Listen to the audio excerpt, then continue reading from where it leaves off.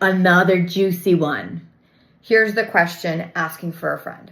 How do I stop comparing myself to people that are already investing? Oh boy, do I wish I had the answer to this. Now I do. What would you be listening to if I didn't have the answer?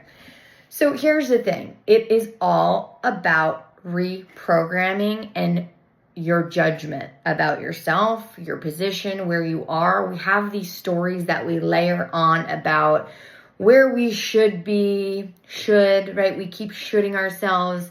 What society projects, especially on social media, all of this investing. I'm 22 years old and I have 20 properties, or I'm 25 years old and I have $5 million of real estate investments.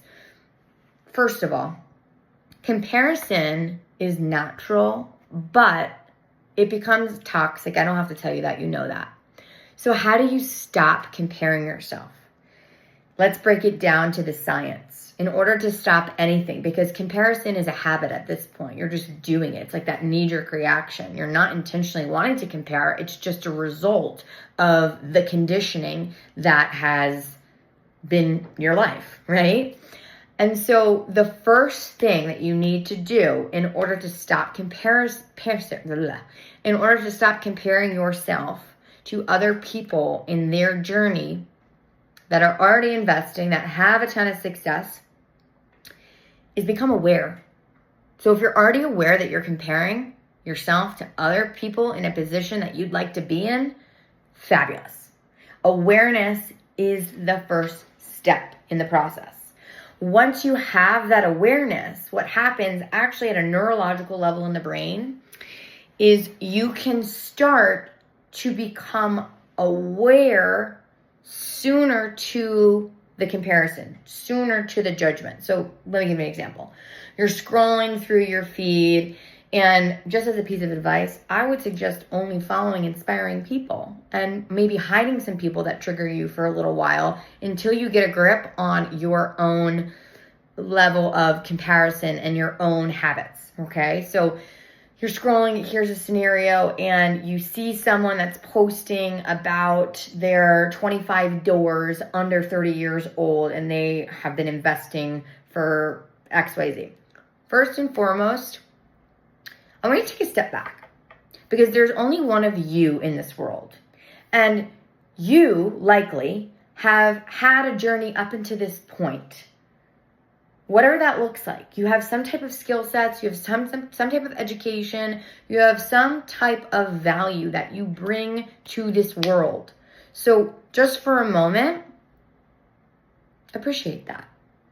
Everyone has a different experience. So if you're comparing yourself to Joe Schmo over here that's talking about 25 doors under the age of 25, first of all, I want you to think about what was their upbringing like in comparison to yours. Maybe their parents taught them about financial literacy. Maybe they were investors themselves, the parents. So it's not just like first generation, now you're learning it and doing all the things. They already have a generation before them that understood that concept of investing in real estate, that understood that concept of compound interest. So there is actually no comparison, because no matter how much you want to look at your life in comparison to theirs, you can't, because they were given different opportunities than you were. But I also don't want you to feel sorry. I don't want you to feel sorry for yourself, because just because they were given different opportunities doesn't mean that they're any more successful or will be any more successful than you are. So quit that, okay? Quit feeling sorry for yourself. Take that energy of judgment and comparison and turn it into something productive. You only have one life. You've got to live it. Right? You have to play the cards you're dealt. Play the hand you're dealt. All right? Understand the hand, accept the hand, and then play the fucking cards. So, how do I stop comparing myself to people that are already investing? First things first, awareness. Acknowledge the fact that you're comparing in the moment.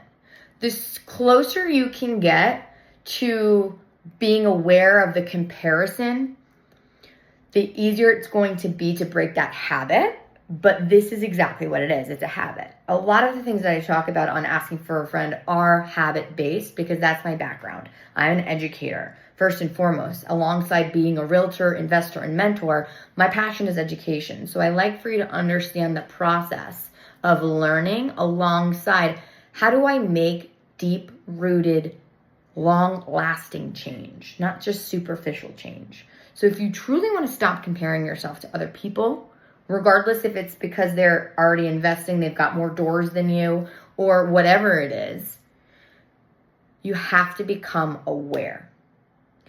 Once you become aware, the more awareness you have, it's like this stepping stone. Awareness, then you slowly start to access that awareness. And the more that you access that awareness of your own habit of comparison, the easier it will be to stop that behavior. Right? It's like you're greeting an old friend like, oh, hey there, judgment. Oh, hey there, comparison.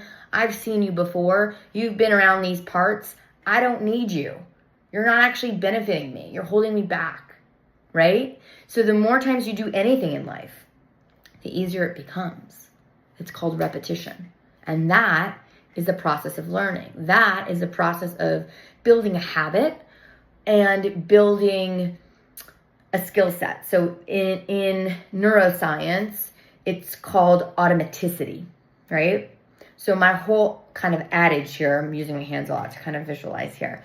Awareness is first, then you access that awareness. So you're doing something. You're not just like, oh yeah, I'm judging or comparing. I'm like, oh crap, I'm doing that again. Oh, I'm doing that again. Oh, I'm doing that again. There are only so many times that you're going to acknowledge that and not do anything about it.